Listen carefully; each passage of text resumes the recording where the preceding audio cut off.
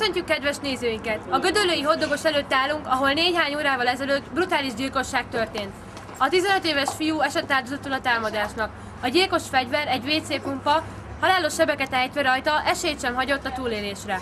317 szúrással végezték ki. A szemtanúk szerint a gyilkos egyetlen ismertetőjele, hogy gumicsizmát viselt, és hogy Tesco-s busszal menekült el.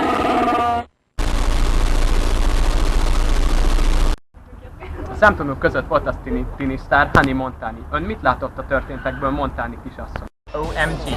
Szóval ülök a limóban, és látom, hogy a gumicsizmás tudod, ott szurkálja a gyereket, de nem szállhattam ki a limóból, mert vannak ilyen circumstances, tudod, a fanok, meg minden, de csak ide jövök, és így annyi. Ja, még annyit, hogy every has no day, én Libret használok, és te vagy.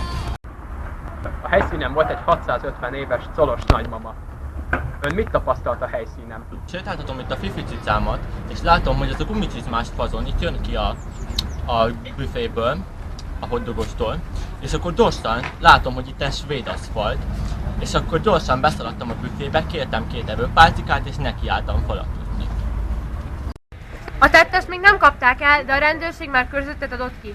Ha önök esetleg látnák a gumicsizmás gyilkost, kérjük hívják az 555-555-555 számot.